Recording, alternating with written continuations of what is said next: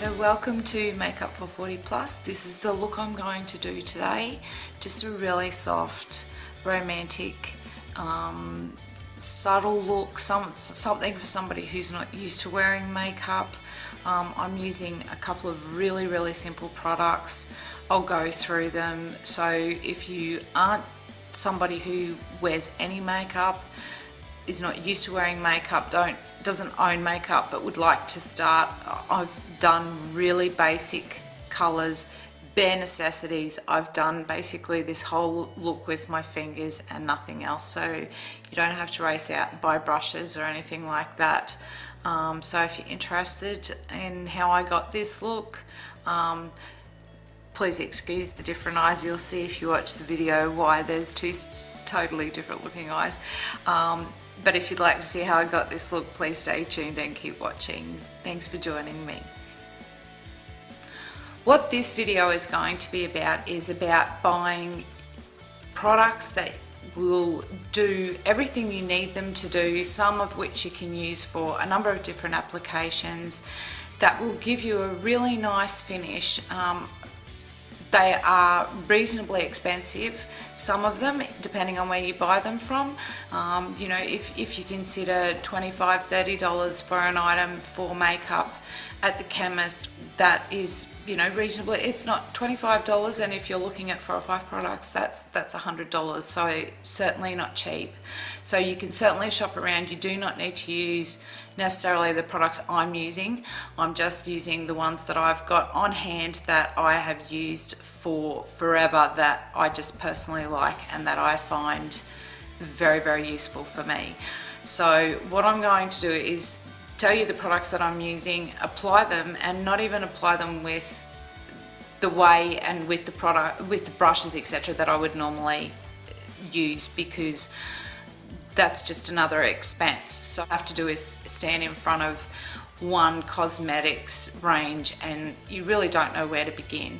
So basically this is just a really basic back to basics video for people who are looking to maybe purchase a couple of products so that they can apply makeup for that night out or for that special event that's subtle and simple, and that they don't have to purchase all at once, or, you know, a great variety of things to achieve a really nice look. And so basically the couple of things I'm going to be using is my Revlon Colorstay, but try and get something as close to your natural skin tone as you can. I personally also like the Revlon Colorstay because it is a medium to heavy coverage. It definitely lasts me all day, so I don't touch up my makeup through the day or if I go out at night. And I also feel that it covers my imperfections, my redness, my uneven skin tone, my scars, all the things that we try and fight as we get older. The other thing that I would recommend that you would purchase, this also happens to be a Revlon product, is simply a pressed powder.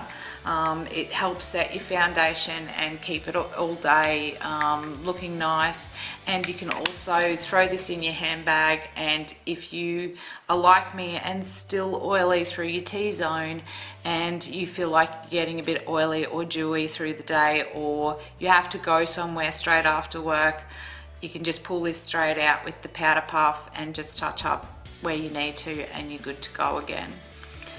The other thing I would recommend purchasing, if you want to start experimenting with something a little more and you hear people talking about contouring their face and highlighting their face, I would certainly recommend something like this from Revlon. Again, they're Revlon products, it's just that I happen to have a preference for Revlon, and I find that their staying power is really good. The thing about this product is that it's basically a 3-in-1. So you have a contouring color, you could use this as a bronzer, but I do not tend to do that. You have a blush, and you have a shimmer shade, which is great for highlighting your cheeks and just adding just that candlelit glow that just brightens your face up quite a little bit. And it's got, actually even has the instructions on the back as to, you know, where you place everything. These come in, I believe, about 4 or 5 different colors, so you have a really good color range. I would like to mention that the color payoff, or the pigmentation in these is quite light. So if you look at this color and you think, boy, that's dark, I'll just, you know, like I'm really rubbing my finger in it, it's actually not that pigmented at all. It's actually on my middle finger. So as you can see, the pigmentation is not heavy, so you're not going to get this clownish look on your face, particularly if that's something that you are worried about and you're not used to wearing makeup. The other thing which for me is a must-have, and it's really personal choice as to which brand you choose, is mascara. Even if you don't wear any eyeshadow, mascara is definitely something that will brighten your eyes and will open your eyes up. So that is something that I would highly recommend. I have quite a number of them that I really like. This just happens to be a L'Oreal one that I'm using at the moment. Sorry, that's really reflective. So I just happen to be using that. You know, I choose now to curl my eyelashes because I believe it makes a difference. It's not a necessity to do that sort of thing. The other thing I would definitely recommend you buy is a concealer. Again, this is a Revlon concealer. I would generally say purchase one to 2 shades lighter than your skin. The reason being is that when you apply your concealer after you've applied your foundation, you want something that is a little lighter that can cover up sunspots. You know, like I've got a very dark sunspot here, which I'm not sure if you can see. You know, my dark circles under my eyes, the redness, the broken capillaries that I get from wearing my reading glasses, all those wonderful things that we see in ourselves every time we look at the mirror and go, I want to cover that up. A concealer is a magic thing to do that. I happen to find this one, which is just a click up one. It's really creamy consistency. It just dabs on and you can blend it with your fingers, so you don't need a brush or anything like that to do. There's 3 more products that I would say I would recommend but aren't a necessity. One of the things that I would say is go out and purchase, if you don't already have them, some quad eyeshadows. The reason I say quads is because it gives you more of a range. Even if you only choose to use 3 of the colors in them, you know, you might choose to use the top 3. You might choose, you know, to only use this and this, but to have a highlight shade, a blending shade, and then a darker shade that you can use. These aren't scary colors. You know, this one is a really natural brown sort of color. This one is sort of got a couple of pinks and everything in it and is very subtle, so I'll do that to go with the blush. And this one has some beiges and a grey that you can do a darker sort of smoky eye look if you like, but it still is not heavy. If you'd like to see a look done with this color, just let me know. I'd be more than happy to do that for you. The other thing, which is not a necessity but something I would say you would get a lot of use out and purchase, is a eyeliner. Whether you choose to use it on your wet line and on your tight line, or whether you choose it to line your eyes, you know, I would recommend personally purchasing an eyeliner because I believe that it really pulls your makeup together. Definitely not a necessity. If you're new to makeup and it's something that you feel looks too heavy on you or closes your eyes in, or you don't like the feel of it, or a lot of people cannot bear to put eyeliner on their wet line or in the tight line, don't purchase it. It's not a necessity. Definitely not. And of course, the other thing that I would highly recommend would be a lipstick. Both of these colors just happen to be Revlon colors, and you could go for something, if you're my skin tone and you want to use a really subtle eye but you want something brighter on your lips, you could go for something like this. If you like subtle on your lips, even with subtle eyes, and you know, don't want something that's in your face, then there's this beautiful color here, which is just a really nice neutral color. It achieves a really subtle look that will look immaculate and look amazing, but just using a few simple products without the confusion of primers and all the other things that certainly improve your makeup but aren't an absolute must-have necessity. If you're starting out, start small and build up. Start figuring out what colors you like, what wears well for you.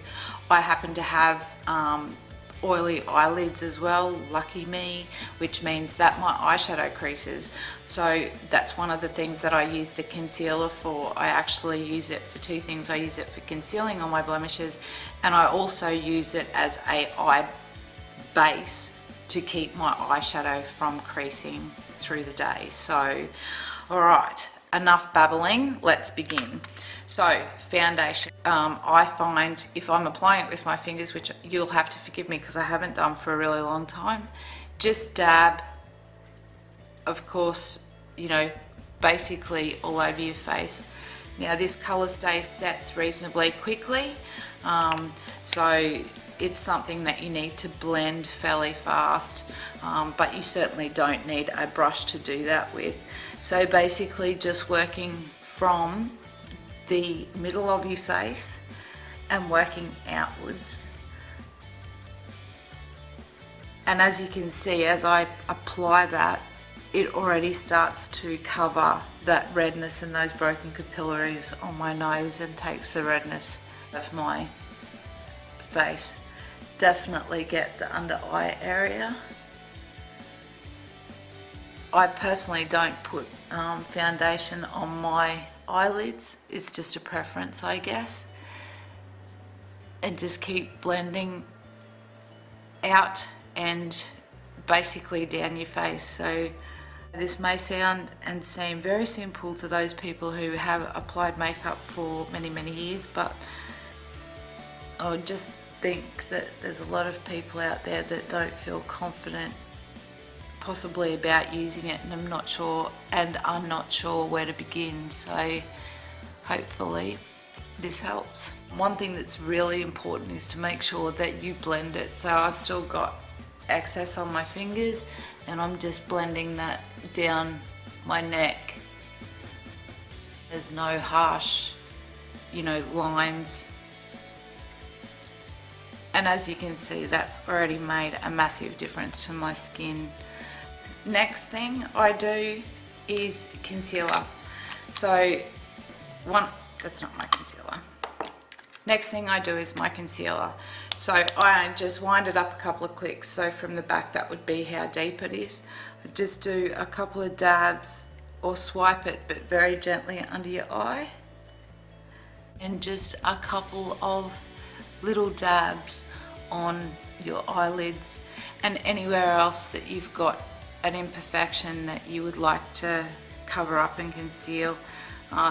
You know, unfortunately, because I wear my glasses all day, I get the capillaries, broken capillaries on the side of my nose. So, and then just gently using your ring finger, because I'm sure, as we all know, that this is the gentlest finger to use around your eye area, and just very gently just use that concealer and just spread it up to the brow bone to just mattify and to make sure that your eyeshadow has something to stick to. It also takes any discoloration or redness, or if you've got fine veins that are showing on your eyelids, the concealer will certainly help to do exactly what it's supposed to do, conceal those. So by having that lighter concealer at the moment with no powder, you can see that that concealer is really quite light under my eyes.